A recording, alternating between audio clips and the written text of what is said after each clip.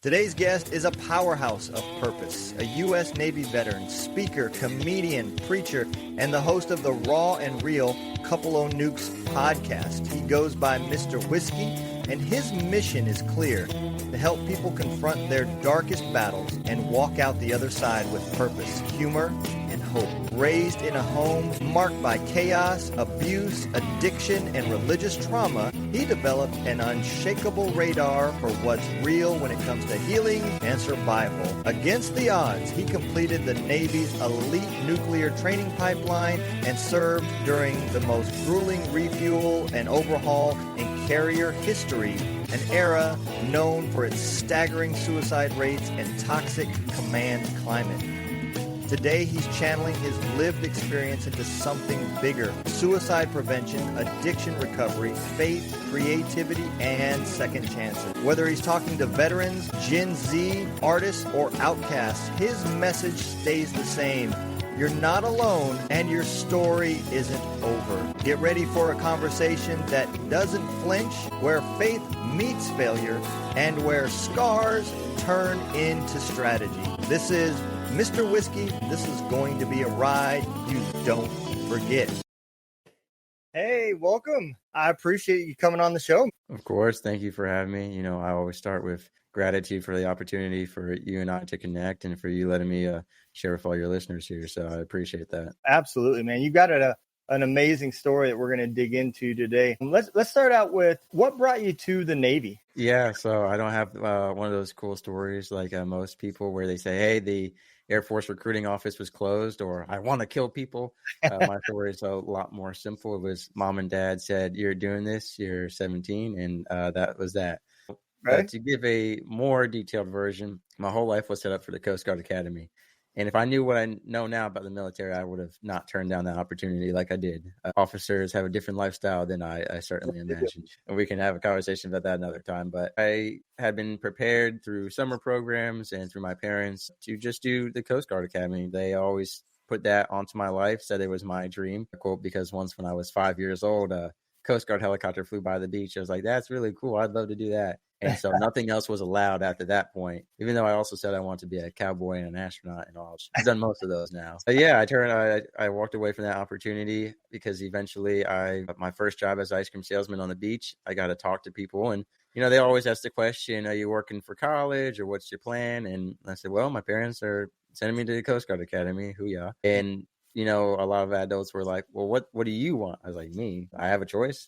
You know, I'm just a kid and my parents are telling me this. And they said, well, you know, once you graduate, you're on your own. You can do what you want. And I really want to be an entrepreneur and you know, work and make something. And then COVID happened, senior year of high school for me. March, they said, hey, we're going to go on a little 2-week break and come back. Never came back, never graduated, no prom, nothing. You know, that was it. And so the working world and entrepreneurism was gone. And college was an option for me just because parents had never prepared me for it. And considering that I made it through one of America's most vigorous academic programs, the nuclear pipeline, and was one of very few people from the original group who actually made it through, I'm sure I could have done college. But at the time, I had a very, the view I had of college was very skewed by, it's not at all what I thought it was. You know, I imagined this world of, you know, 9 to 10 hours of class every day and homework for 10 hours afterward and all these books and, you know, all this stuff. But I said, hey, how about I do community college? And my dad said, nope, community college is for minorities and bums and you're too smart. You know, you're a whiskey. You can't be doing that.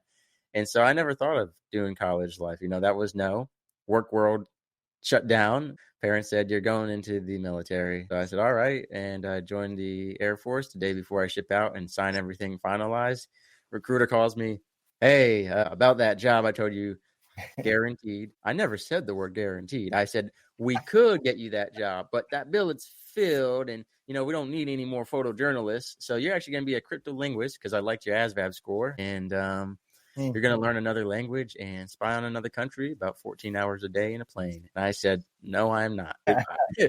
And I did not want to do Air Force. You know, they had led me on, lied to me. Not the only branch to do that. Fair disclaimer, not the only branch of recruiting to do that to me. But yeah, that was that. And he said, well, look at some other jobs in the Air Force. And I did. And you know what? There was everything you could imagine. Mailman, pest control, construction. It was a second civilian world. Parents said, nope, you dishonor the family, you're cut out if you take any job other than that highest job. He offered you the number one job. That's what you're taking, for the sake of their pride, even though they had no one to, show me off to. But I said, no, then I'm not doing the Air Force. Parents put me into the Navy for photojournalism. That billet got filled, of course, because every photojournalist in the military stays in and enlists, multiple times. So ended up going for underwater welding, took the ASVAB. They said, you're a nuclear operator. I said, I already don't want to do this, but I might as well just, because they said, hey, this is the worst job, but the best benefits. I said, well, I already don't want to do the military to begin with. I might as well suck it up even more. And, if I get the most out of it as I can, that was a mistake. But there are not, unless you stay blue collar nuclear industry, you and I had the same military veteran benefits as the mailman, the pet control guy, as the store clerk. So that was, and here we are today. I was definitely wondering what extra benefits you were going to get. Bragging rights. Yeah, a lot of people don't even understand that, even the pay is the same all the way across the board. I've in one branch is paid the same as an E5 in another branch. My mailman makes more money than an E4 nuclear operator. That is true. That is true. Yeah, absolutely. So, everybody's got different stories that brings them to the military. For me, it was I got married right out of school and lost my job. So I needed a job. And so I went active duty. That was back in 94. It was literally a 9-to-5 job back then. The worst thing you had to do was go to the field. And then after 9/11, you've got the newer generation that came in, that was all about coming in and joining and wanting to fight for the country. And I got a lot of respect for those guys because they knew what they were doing when they came in. I don't think they fully understood. And I don't think I literally have had soldiers tell me they thought it was going to be like Call of Duty. And I can believe that. Well, I think that what always makes me laugh is I've had some people on my show, they said, I joined the Army for college. And then 2 weeks later, 9/11 happened, so they were like that free ride to college suddenly came with a lot more requirements than the past, 10 years. Yeah. And poor timing. Actually, the best was a Vietnam veteran on my show. He goes, you know what? I woke up on a pool table in a bar drunk. And I said, I heard a radio ad for the Marines. And I said, you know what? Let's go get my life together. 9 months later, I was in a rice paddy field in Vietnam. I said, I made a mistake. I don't know what I was thinking. Yeah, absolutely. It is, everybody's got their own challenges, and one of the things in the Army that we hear and say all the time is, hey man, give it a chance. This isn't the Army. This is this unit. It sucks. When you go to your next unit, you'll find the Army. And that's what the Army is really about. And I spent 20 years looking for it. I don't know where the hell it was at because, the only thing that really changed was the amount of assholes that you worked for. Some had less, some had more. It was the people that made the unit. And it takes 20 years to figure that out, I guess.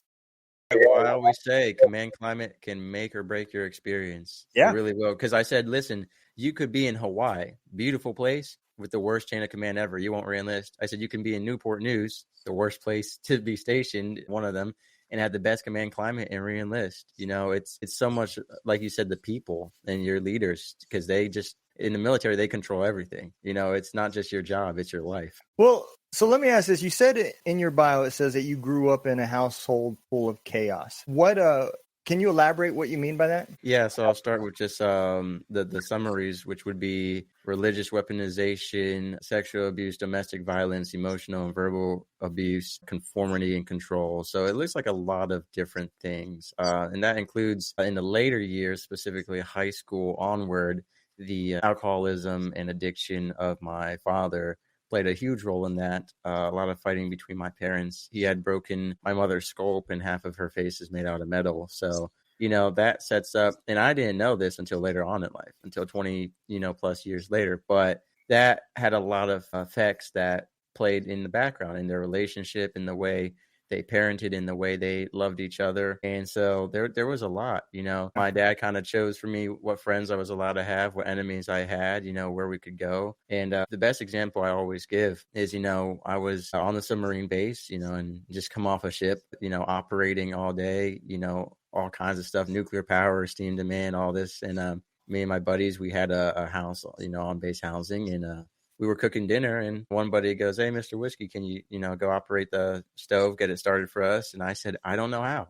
said, what do you mean? I said, I grew up, that was too dangerous. I wasn't allowed to touch the stove. You know, that's dangerous. And so they were clowning on me because they're like, you were just operating, you know, however much power worth of electricity, of steam, of radiation, but you don't know how to use the stove. And I said, no, you know, chewing gum was considered too dangerous and not allowed in my household. You know, there was a lot of words that were considered bad words that were banned. There was a lot of control over music and television. And, you know, my parents raised me in a very small bubble where I thought New Jersey was all of America and America was all of the world. You know, that every other country was a war zone and dangerous. And, you know, that's how I was raised. And so when I say chaos, it's because it entailed of so many different things. And later in life, if, you know, I won't get into it too much, but the religious weaponization and stuff, being told I was the Antichrist, that, you know, Satan was at the hospital when I was born and begged my father to name me Damien. You know, there's a lot of craziness that went on in my household. And, you know, it wasn't the worst life, but there's a lot of stuff that played factors into how I was raised and how my sister were raised and how it affected me socially. And to give an example, the one time I snuck out of the house to see a girl, of course, because, you know, the only thing I was willing to risk, because my parents were insane, you know, so I wouldn't risk sneaking out for anything, but I wanted to see this girl who, you know, ended up friend zoning me because she said when she got romantic feelings for me, it made her uncomfortable because she worried about losing the friendship. So then she just destroyed the friendship. So I said, well, you should have just pursued those feelings and risk losing the friendship if you're going to get rid of the friendship anyway. But hey, to each their own. Not all of us are nuclear geniuses. And so, yeah, when I snuck out to see this girl just to go for a walk with her dog, Dad came out in a cop car and hunted me down. So that's talk about traumatizing. Wow. It's bad having, you know, your parents track you down and you get home in a yacht. You imagine having your dad show up in the police car and he's got like the death glare on his face. Yeah. Yeah. I mean, it almost sounds like your house was kind of like cult ran, you know, just with the strict bubble, you know, the total control over everything that you did. And, you know, it's taken me a long time. You know, when I got out of the military, I didn't really even know what PTSD was or what the symptoms were. I just knew I wasn't happy and I didn't want to live and I just didn't like things. You know, I didn't trust people. There was just a lot of stuff going on that I didn't understand until after I got help. And through podcasting and having guests on and everything else, I've learned quite a bit. And I've learned that a lot of these traumas that we carry, that we don't even know that we're carrying them. They're passed down from other generations. And something happens in your life that you get triggered. And it can affect those traumas that you didn't even know that you had. And people don't understand that because they can't see the map of how it's working. You know, they don't see the swollen ankle or whatever.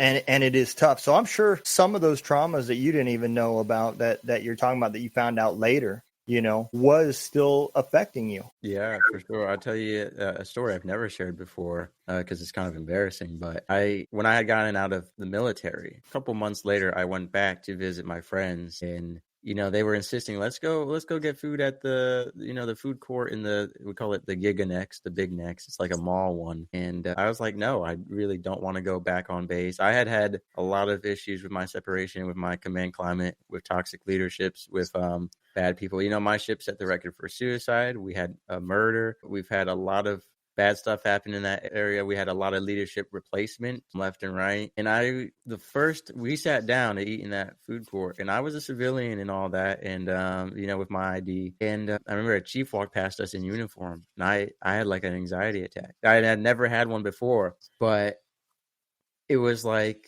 and I had no reason to be worried. I'm a civilian now. Like, what are they going to do? You know, but I just had an anxiety attack that this guy was going to start yelling or ordering or like, you know, I didn't want to be back in that position of no power because on my command, my leadership, Master Chief, I'll never forget this, literally said he was treating us wrong and I called him out for it. And he said, I don't have to justify myself. I wear an anchor with 2 stars. You know, basically what I say is what is the law. You know, He's like, I don't have to justify myself to you, to a petty officer.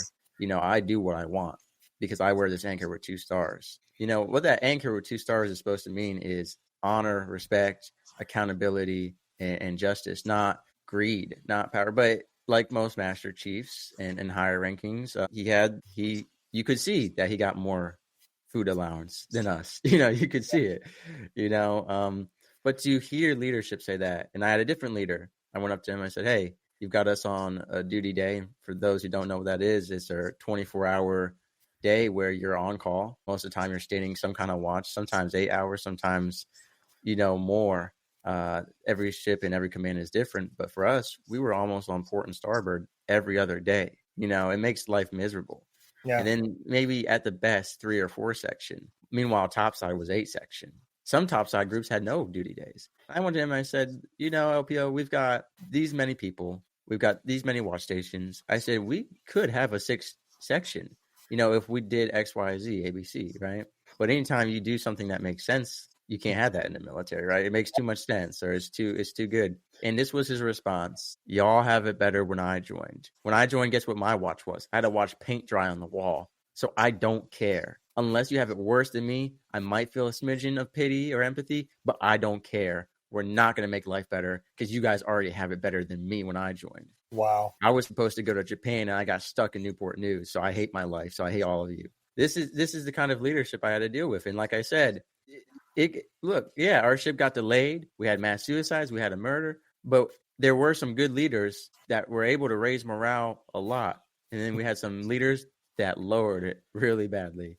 Like the MCPON, when he showed up and said, you aren't living, and people were dying. He showed up and said, you aren't living in a foxhole. Lower your standards. Lower your standards. We've had suicides on the ship. Lower your standards.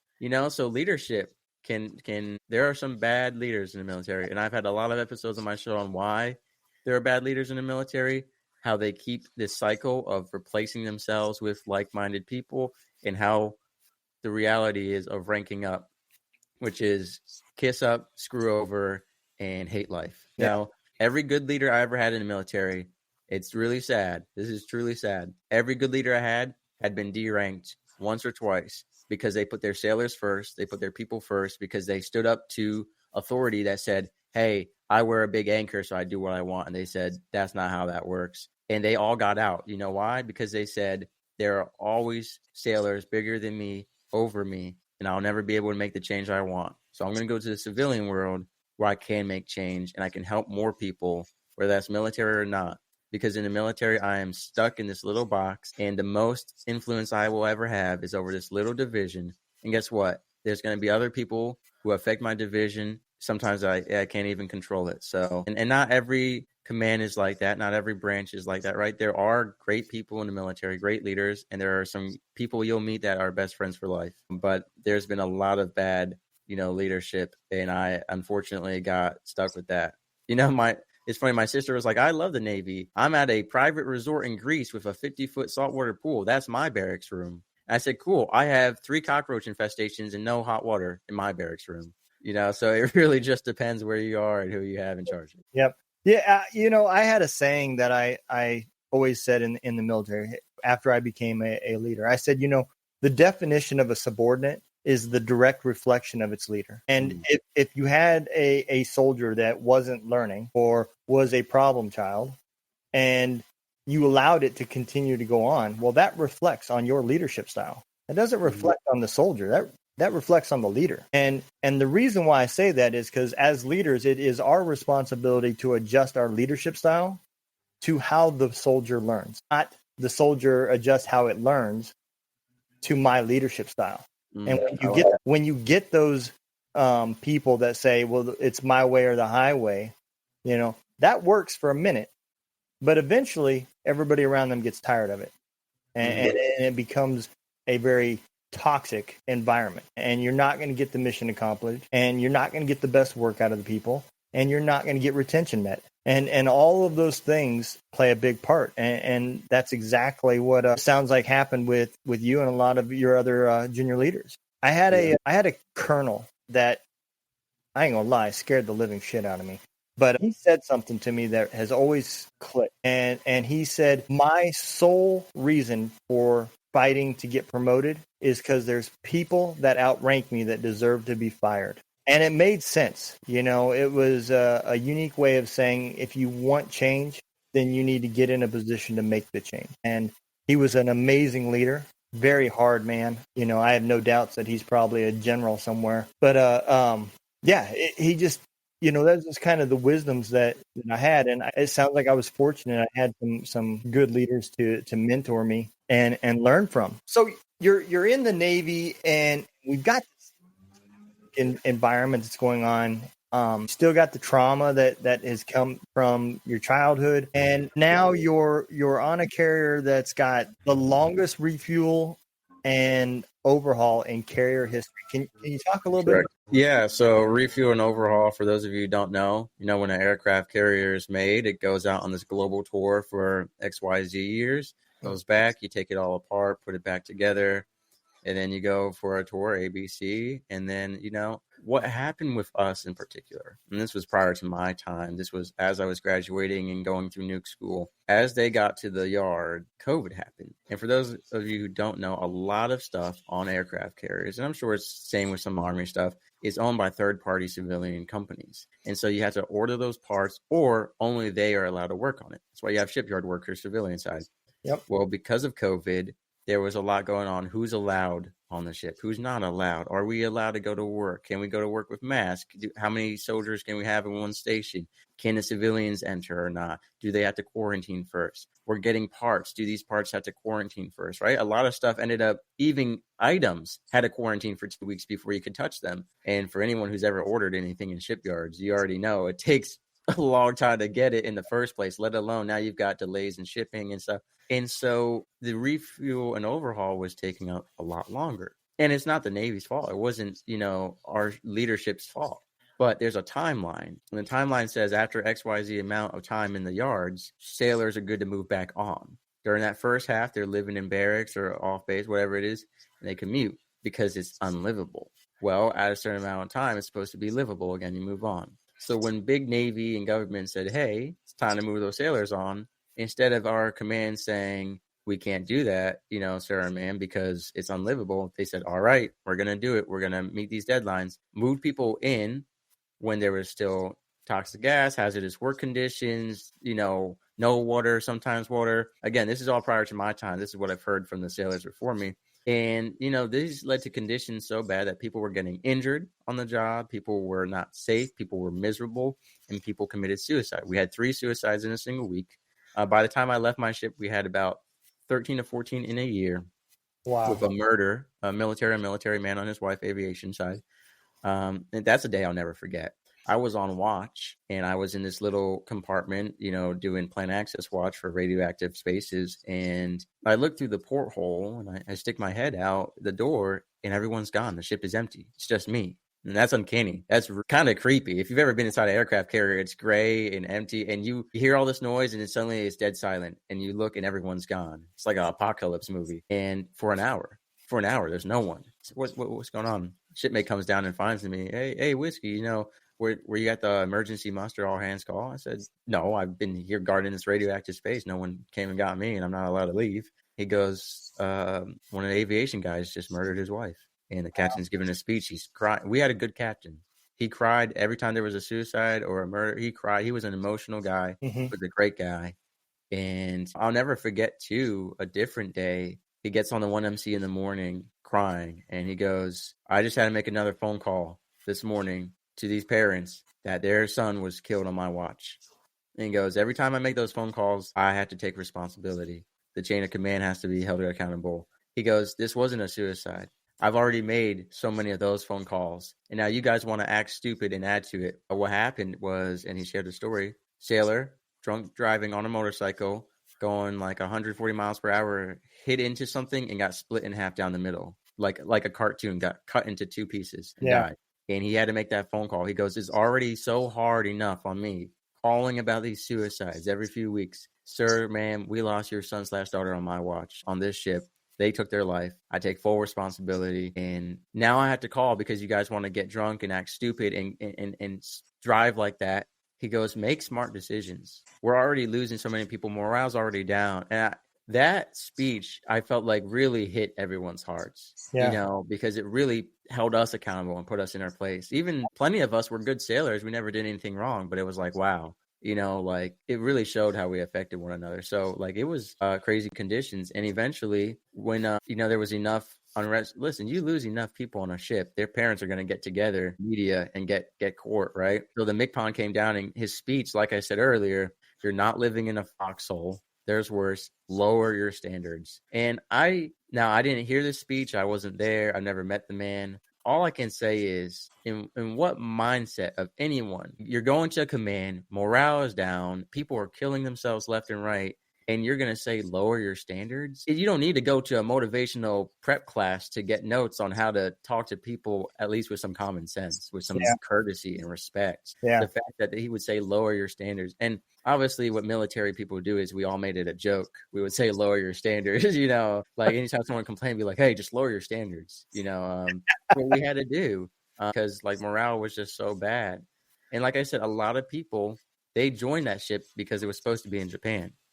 Now you're stuck in Newport News, and on top of the suicides, on top of the murder, almost every gas station and vape shop and car place in that area was banned because they were shooting sailors. I know sailors, they got shot in the Taco Bell parking lot, in the 7-Eleven parking lot. They shot a Marine 12 times to take his wallet. 12 times, killed him for his wallet. And it is a hell hole. I hate to say it, but it is a terrible place. Yeah. It is, it's just funny, that a leader would tell somebody to lower their standards. Because I've had a bunch of soldiers that failed their PT test, and they probably would have loved that idea. Let's lower the push-ups to 2. Let's lower the sit-ups to 4. And now all of a sudden everybody's happy. Nobody fails, and you can't live that way. Not in our line of business, in the military, where the decisions can be made that are life and death, and to lower those standards during the training phase is going to lower your ability to fight. And it is definitely insane that a leader would even mention that, And he was saying in the context of, well, there's toxic gas, there's welding dangers, there's no running water, lower your standards. So he's saying, so what should we live with? Now, I get in combat zones, hey, sometimes all you have is, I knew my RDC in boot camp, he slept in a tank with 5 other guys crammed together so they would have enough body heat to warm up their food.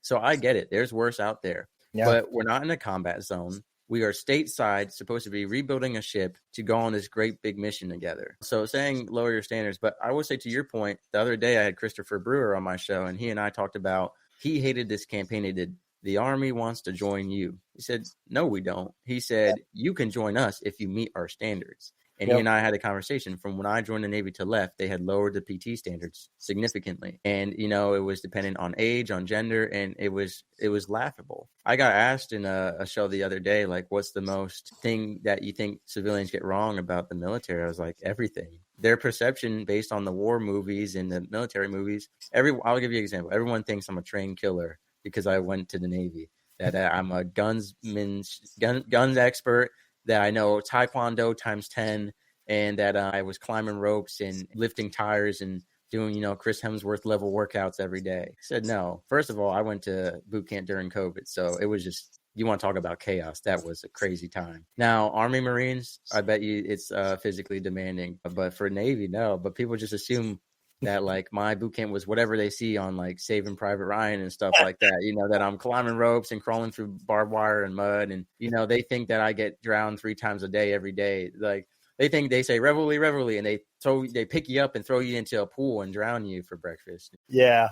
It is like that in the Army too. I did 10 years in the special ops community, and it was with the 160th, and everybody's like, oh, what'd you do there? You must have killed so many people. Yeah. I did the same thing I did for the other 20 years. I was a mechanic. I just fixed special ops vehicles instead of regular Army vehicles. But you installed laser beams on them, right? Humvees with nukes.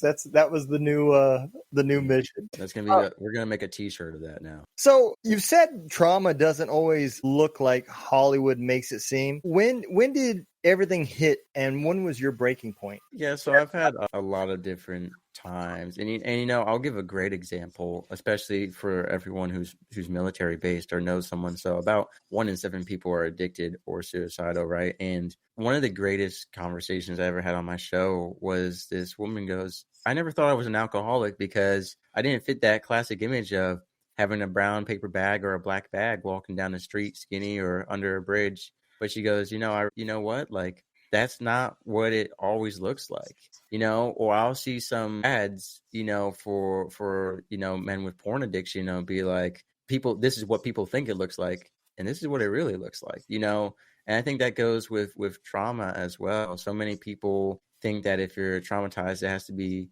cutting your wrist or crying, or that it can manifest in so many different ways. And I even had an episode on how it can manifest in different parts of your body. I had a guest who it was tension in his throat. Yeah. Some people it's in their shoulder. Some people it's not physical at all, And so I think that image of like, hey, an alcoholic looks this way, especially I've had episodes on women in alcoholism and how it's so underaddressed because it's always men. And what do you think when you think of an alcoholic man? You picture a guy throwing a beer bottle at his wife's head and beating his kids or something, right?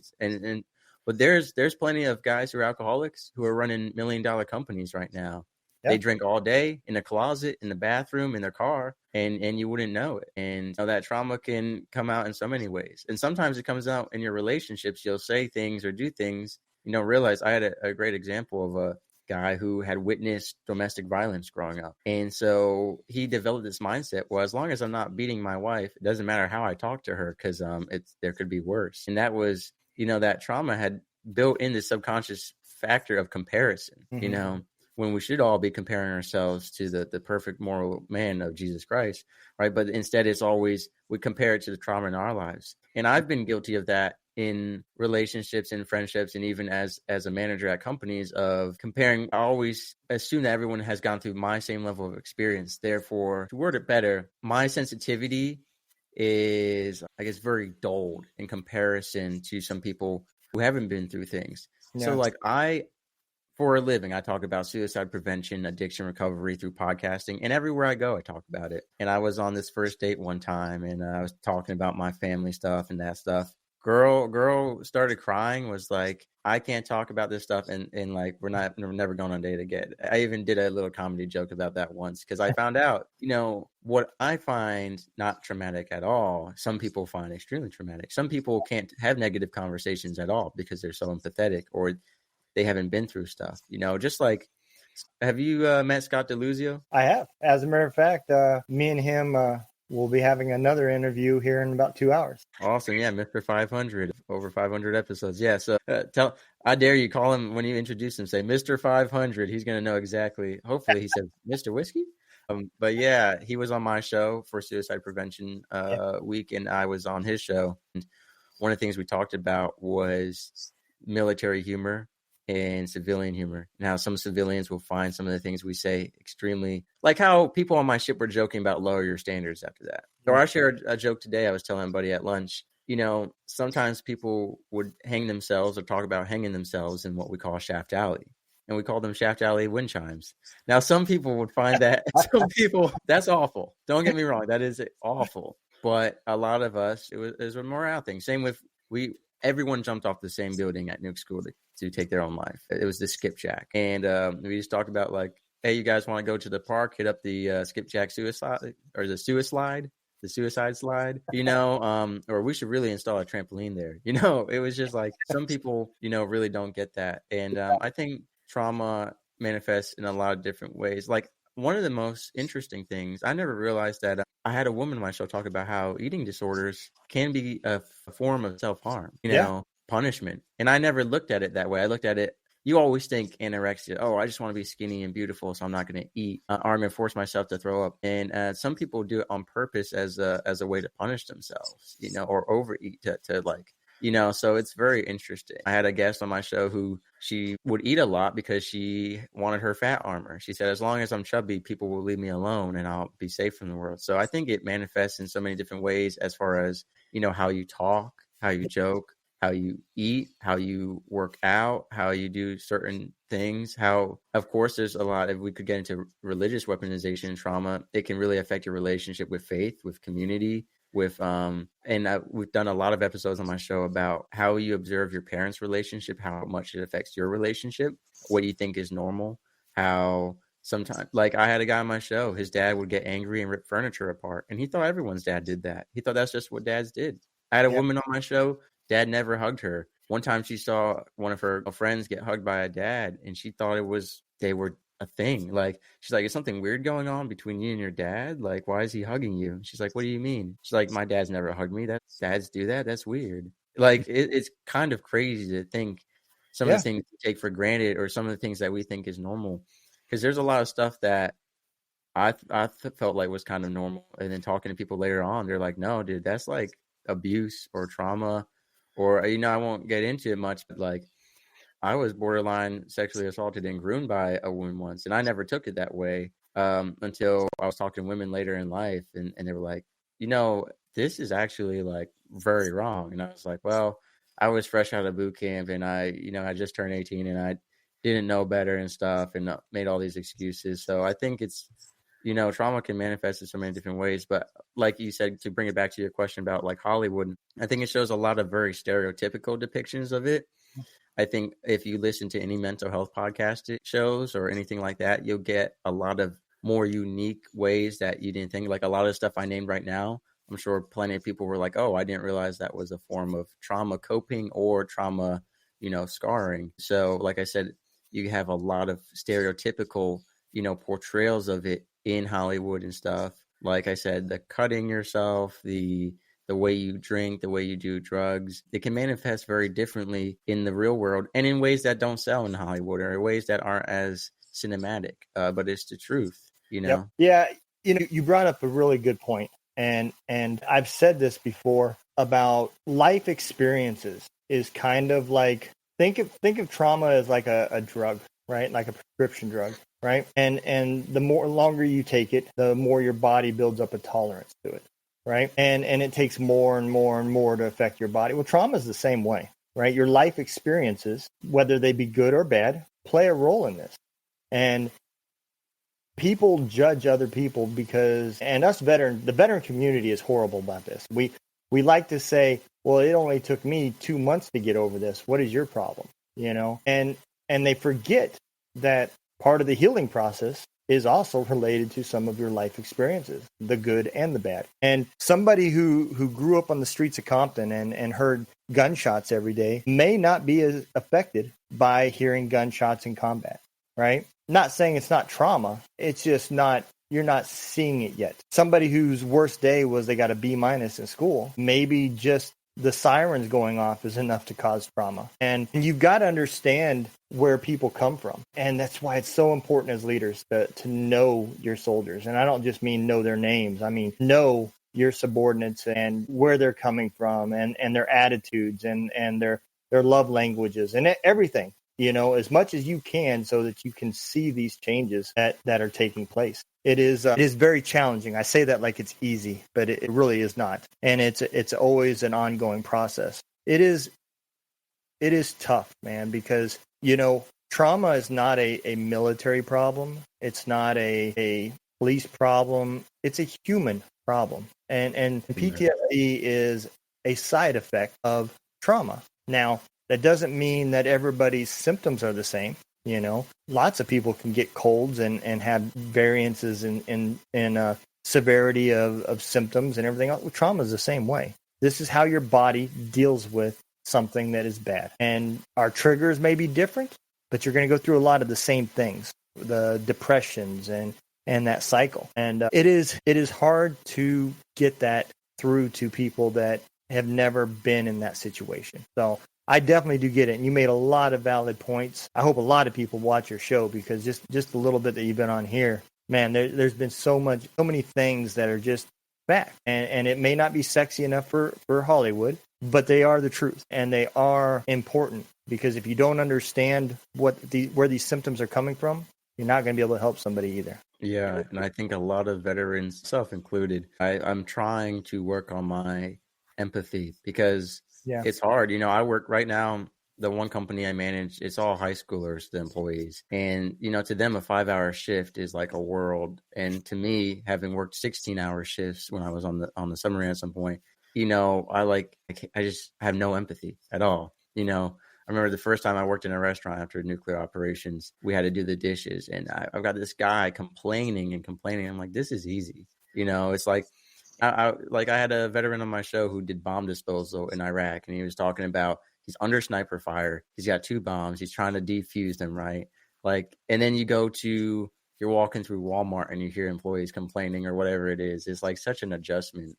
And so I think, like you said, but it's important to try to remember where people are coming from. And I've had trouble with that because like my former gym partner, he said I was a bully. and a jerk because I would tease him sometimes. And I'm like, dude, you've never been actually bullied. You've never been actually talked to harshly. But he grew up, still lives with his parents, late in his 20s, never actually had real bullying happen to him. And so and you know what? Maybe I was a jerk, but I think I and a lot of veterans and anyone who's been through any kind of trauma, that lack of empathy and sympathy it's just hard. You know, it's hard when you've been through worse, you know, and you've seen that. And it's like, to try and imagine, like you said, that's one thing I didn't get, you know, through nuke school. We had about 1 to 3 suicides a month. And at the end of the day, I understand the stress, the pressure of the school. It's, you know, about, you know, 4 to 6 years of college compacted into a year and a half, maybe 2 years. They call it drinking water from a fire hose. I understand how difficult it is academically. I understand it's not just your schooling, it's a lifestyle. But at the end of the day, if you fail, you don't die, right? You get re-rated or you get separated. But people were taking their life over poor scores. And this isn't just a nuke school thing. This is a college thing. This is even sometimes high school. Yeah. Like you said, someone's worst day is getting a B-. And there are people who actually take their lives over their schooling grades. I've never been able to understand that mindset, that societal pressure, that family pressure of a failure being the end of everything. Especially when, you know, I've been in some environments where actual failures result in actual lives lost, you know, especially in the nuclear operation field, complacency kills, you know, any mistake can be a huge one. Same with diffusing bombs in the Middle East. So I think it's just, you know, and like you said, the veteran community has a lot of that. You know, I've talked before on my show, almost a competition of who can get the least sleep, who was it? Someone the other day, I don't know if I was on their show or my show, but we were talking about the suffering Olympics, you know, who can suffer the most gets the biggest reward, you know, and it's one thing to be proud of the trauma you've overcome and take pride in it, but to brag about it and hold it over people is a different thing. Yeah. I think you should be proud that you've healed and recovered. That's definitely something to be proud of, especially if you've been through some awful, terrible things. But it shouldn't be a trophy you hold up next to people going through something less or something the same at a different rate than you. You know, like you said, it's not a race. Yeah. It shouldn't be a race of who can get over their trauma the fastest. How about who can get over their trauma the most efficiently? And for some people, that's a long time. You know, some Vietnam vets are still dealing with stuff nowadays, and some of them left Vietnam in Vietnam. To each their own, you know, but it shouldn't be a race. It shouldn't be a competition. If anything, what we need is people supporting one another, saying, hey, I got over my trauma pretty fast, and I have some things that really helped me that I think could be helpful to you. That's what you should be saying, not why aren't you over it yet? It should be, well, how can I help you get there sooner? You know? You know, I have a nonprofit that helps veterans become musicians, right? And there's an artist that's on my show. Her name is Barbara Sim, and when she came on my podcast, she had this song called "The Long Way Home." And I asked her, I said, you know, well, what inspired that? And believe it or not, it inspired it because her therapist said, well, you know, it's been a couple months now, and you really should be better by now. And she goes, well, I guess I'm taking the long way home. And that's what inspired that song. But it's absolutely true. You know, everybody's going to heal different. And there's a pattern. And I don't know if this is just a veteran thing or what, but you can kind of watch this circle of the healing process. And the first thing after you realize, you know, that you're dealing with PTSD is then afterwards, everything that goes wrong in your life is because of PTSD, right? I'm not an asshole. I did that because I have PTSD. Well, you can still have to take responsibility. You know, it's not a get out of responsibility card, you know? I agree. And then those next steps is where, when you start realizing that and you start doing the work and you start trying to heal and you go back and you start taking those responsibilities and it's not easy. You know, that circle lots of times seems like one step forward, 2 steps back. You know, I wrote a book. It took me probably over a year and a half to get it out. And I wasn't even going to publish it. I wrote it for my kids and my wife because I never explained to them what went wrong, what had happened. You know, I didn't explain to them how I felt after burying friends of mine and then turning around and having to redeploy right back and never even getting the time to grieve. And then when I was thinking about killing myself and walking away from the military, part of my reasoning was because nobody understood me. Well, it's because I didn't explain it to nobody. I didn't talk to nobody. I had bad dreams, and I would sit up, and my wife would ask me what's wrong. I would just say, it's just a bad dream. Well, what was it? Oh, I don't remember. And that was just a lie. I just didn't want to talk about it. And I ended up publishing that book because my daughter asked me to. And I do think it has helped. I've had reviews where family members, not the veteran themselves, has said, I get it now. I see. There's a lot of similarities. Well, it's because, trauma is trauma is trauma. It doesn't matter where you came from. Absolutely. This next question I really want to get into, because I think this is a big part that the VA has a problem with. It says you speak a lot about Gen Z and Gen Alpha and what they're dealing with behind the scenes, and that people are missing, right?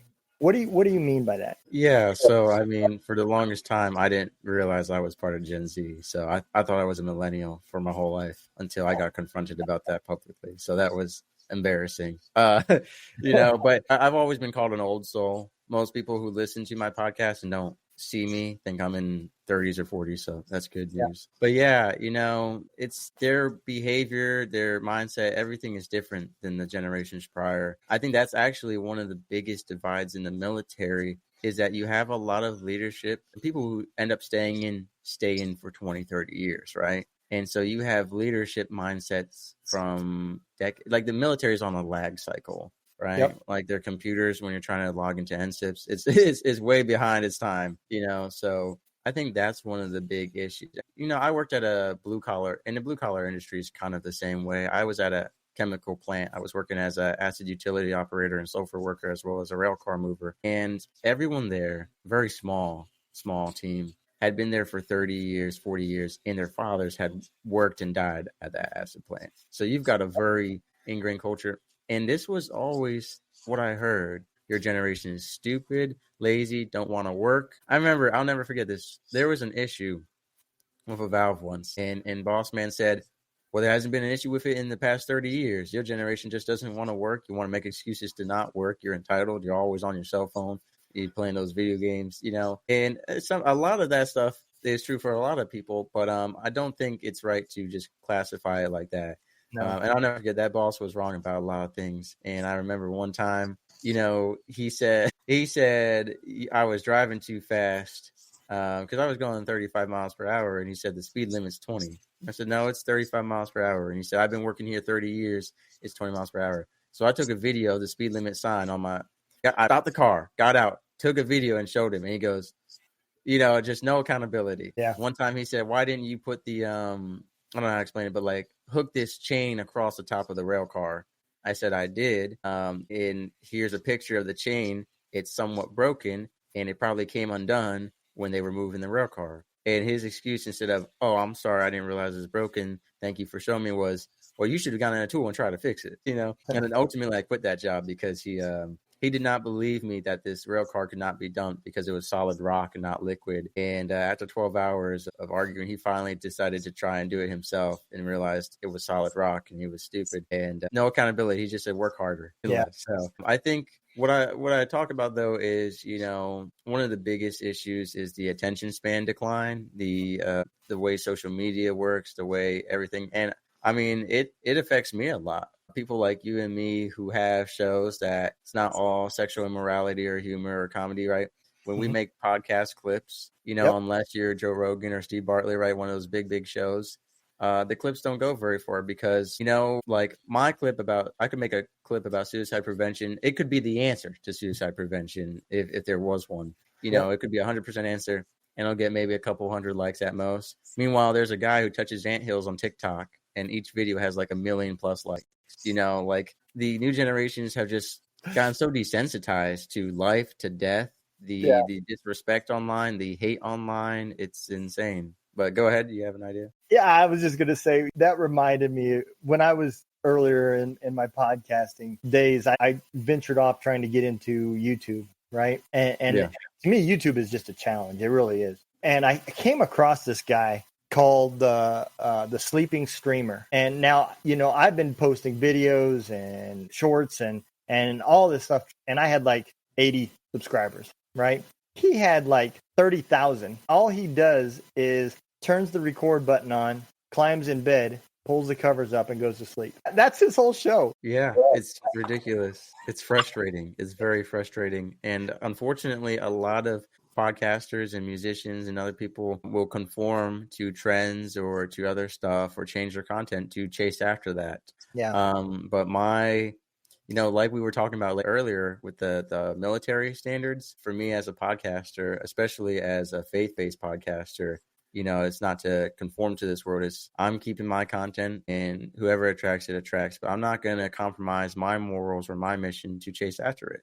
Yeah. I've seen some people who, the way they integrated comedy into their show, they changed their subject matter because people just weren't into it. But now that they're joking about XYZ or they're making ABC, now they've got listeners. But sometimes you got to keep in mind who you're chasing after, because those people who are liking that content, they're not the people you want listening to your content most of the time. I would say one of my most popular episode of all time is actually Gen Z suicide prevention by integrating faith in social media, how to make social media ads that target suicide prevention by incorporating faith. And I think it's so important. Mentoring the youth is one of my biggest passions. It's something I have a couple episodes on mentorship, but ultimately one of the goals I've shared on a couple of different shows is I'd like to make a third-party program where enlisted military members and even officers, most of them are 17, 18, 19, 20. On average, that's like typically 18, 19. When they get into the military, and I can't speak for all branches and commands, but most of them, if they get a mentor, it's some random petty officer or whoever it is, sergeant, whatever it is, who got stabbed with this, hey, so-and-so, you already have 20 other jobs besides your main job. We're going to make you a mentor for 5 or 13 people. And that's how it was on my ship. These petty officers would get told, hey, you've got 13 kids you're mentoring now. Have fun. Make sure you meet with them at least once every Friday and at least talk for 10 minutes. Whatever it was. It was just a checklist. It wasn't real mentorship. You know who always picked up the mantle of mentorship, and I don't know if you can speak on this at all, but for me, when I got to my ship, it was the people who were getting out, who had more free time and hated life. They would teach you all the wrong things. You didn't have good mentors. Same with financial advisor. When I was separating, you're supposed to go to TAPS, and then on your ship, you're supposed to have a financial advisor, whatever, physical fitness advisor, all this stuff. It's, again, people who already have 5 other jobs. They just pick some guy in the command. They're like, hey, you're kind of good with money. You're the financial advisor for the command. There needs to be a third-party program where, I'll just use myself, for example. Let's say Mr. Whiskey comes in once a week and has a meeting with these sailors, and I sit down, and I'm certified counselor for finances, for career. And I work in tandem with the military to set these sailors up for success. I don't have to worry about staying in nuclear watch. I don't have to worry about security, what time the galley hall open. I am dedicated to these sailors. That is my job. And I'm a civilian and I'm a veteran. Or maybe it's not a veteran. It could be a civilian. Or maybe it is a military member and this is their position. Or it's a new rate, a new MOS, mentorship, and that sounds like a waste of money, but there's so many other things that money gets spent on in the military. I think that we could put aside some funding to have proper mentorship and set people up for reenlistment and retention. You mentioned retention earlier, and part of that is if people could be set up financially, physically, and career-wise with the military, and these mentorships work with whoever it is that's in charge of the billets and stuff, and set them up for a life. I talked before on the show. I said, if the military sat down with me and said, hey, Mr. Whiskey, we want you for 20 years. How can we do that? I would have said, hey, I want this amount of time out to sea, and then I want a shore tour for this amount of time. I want to, because for example, for me, getting married, having kids is super important, and maybe some sailors are, hey, I want to be in a party central, and I want to party all the way till I'm 30. And then once I'm 30, I want to, lock in and do a shore tour and get married. Right? There are enough billets and enough commands and not enough people joining the military that we could have it set up where people are happy. I mean, that's all you have to do. If people can get the basic needs for life and kind of pursue their dreams while still in the military, you could keep people for 20, 30 years. But when you have a dream sheet that you just throw away, when you have misleading promises, it ends up making people who get out. I mean, I know more people who get out than stay in. It was so bad. People on my ship wore paper clips on their uniform. That's against people ever re-enlisting. Civilian life is preferred. Paperclip. And they wore it because they're like, no. They were offering up to $120,000 bonus to sign on again for just 2 years because people did not want to do it. By the time I was getting out, basic seaman had a $25,000 bonus to join the Navy for a 2-year tour of scrubbing barnacles and swapping the poop deck. Wow. That's serious. They were in the galley talking about it. After taxes, my nuclear bonus was almost the same as some of the basic people joining bonuses. And I felt how some of our chiefs that we had in the nuclear community was like, well, I only got $5,000 nuclear bonus when I joined. Now y'all get, XYZ amount. And then the senior chief will be like, well, I got no bonus, And so, yeah, I remember when I was getting out, they were offering bonuses for pretty much anyone because they were so desperate. But you don't need that big, shiny paycheck. What you need is lifestyle over money, because the paperclip movement on my ship proved that you can't buy nukes, right? You can't just buy their retention. And that goes for any command, not just the nuclear one. You can't buy retention. Some people, you can't offer a high enough paycheck to deal with that leadership in that command anymore.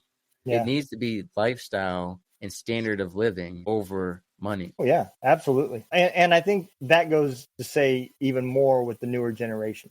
They do prioritize happiness and family time and stuff like that over a paycheck. And I think that's great. I really do. I wish I would have learned that when I was younger. And it is a big deal. The other part that you said that I think is also important is the fact that at the end of the day, you hit the nail on the spot, right? So we got new generations that came in. So I came in 94 as one generation, right? Then 9/11 hit. And people forget that war lasted 20 years. So now there's 2 more generations that are fighting the same war. And this is why I said that I think this is the problem that the VA is really having a tough time getting a hold of, is how do they treat somebody like me and then treat somebody like the next generation? And then here shortly, that 3rd generation will be retiring. And they fought the same war we did. So it's not like the traumas just went away. What you're talking about is an issue with Navy medical as well, or any military medical, is it's uniform, right? It is just a check sheet that is the same for everyone. And the issue is you need personalized medical care. And obviously the VA's understaffed, overworked. The money's always an argument. But the issue is, every veteran is different, not just generation to generation, but just veteran to veteran. And, when you say, all right, well, we have a standard check sheet we fill out, standard evaluation, and here are the medications you can select from. That doesn't work. Yep.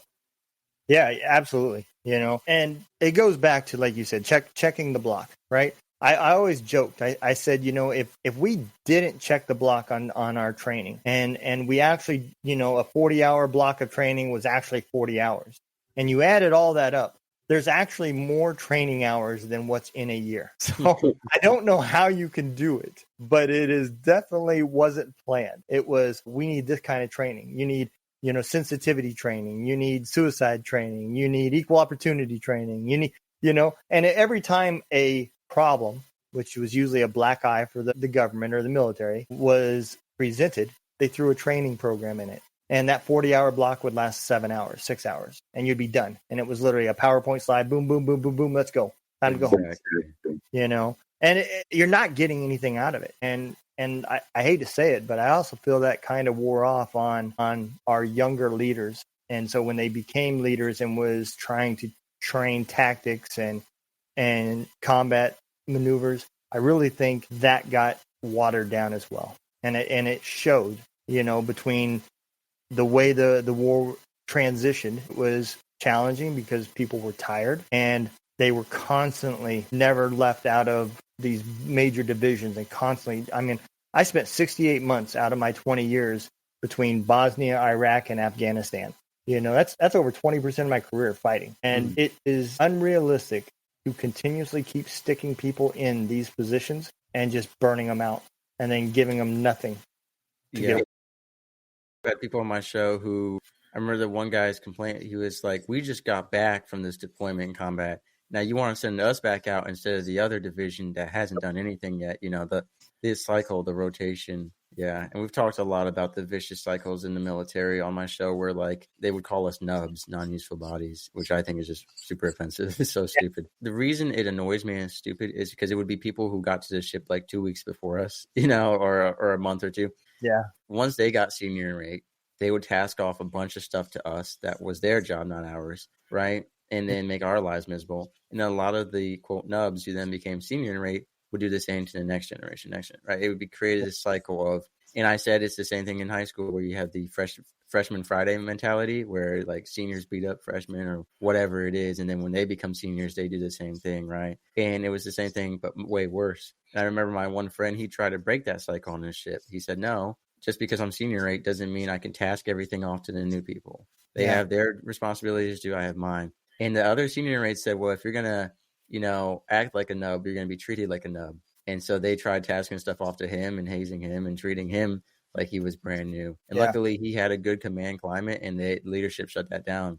But that just goes to show, like, if you try to break this cycle, you get thrown to the bottom of it. And unfortunately, that goes not just for the newest recruits to the senior rates, but then from, petty officer to first class to chief to senior chief or staff sergeant, whatever it is in whatever branch you are in, where you get to that position of power. Now you're going to treat people the same way because most of the people, like I said, the good leaders will get out. But I did, if I got time, want to share something a little more lighthearted. I know we touched a lot of serious subjects. So I want to go back to some military humor. So every day we would clean for 45 minutes straight every morning and 2 hours every Thursday. And by clean, I mean, look like you're cleaning because we cleaned this yesterday and the day before that, and for 2 hours the day before that. And they would pick a song, the sailor of the week or whatever, the sailor of the day would pick the song of the day. And one time we're cleaning and I'm like, what the hell is this? It's, have you ever seen Moana? Yeah. You mentioned having kids, right? It's the opening song from Moana. And the XO comes on after that song. He goes, I play that song because like Moana, our ship needs to get to the sea. We've been in refuel and overhaul for too long. We don't belong on the land like Moana, being beckoned to the sea. We're being called to the sea. We belong on the ocean, and we will get out of the yards. We will go to the ocean where we belong. And in my head, I'm just thinking, everyone told Moana not to go to the sea. She got in trouble for that. She's a rebel. We were laughing. And this same XO gave a speech once, said, people keep telling us that we're not going to make it. They say, no, you're not getting out of the yards, this and that. He goes, I'll tell you this. Not no, not maybe. Yes, we will. And of course, military guys took that and ran. And they would ask out girls and they would say no. And they would say, not no, not maybe. Yes, we will. That's what the XO said. All right, so every time he said something, it was just like, we're taking it, a totally different way. But I'll never forget, he played Moana. He's like, we are Moana. We belong to the sea. And he played the opening song, and I was like, "This nothing to boost morale like playing Moana." It's a good movie. Yeah. They should have played it was more like every time something went wrong, they should have played "You're Welcome." That's what they should have been playing. Yeah, we had some, like I said, some bad leaders, some funny leaders. We had a leader in the galley. I don't know what they call it in the Army, but in our galley, we had a FSO, food service officer, who was in charge of the galley. He had a title for himself that you had to refer to him as the Great One. And he would speak in the third person. The Great One wants a coffee. Someone better go get it now. The Great One told you to mop, but I also told you to clean the toaster. So why isn't the toaster and he had a cardboard cutout of himself in the galley, pointing at the complaints box. Like, put your complaints here.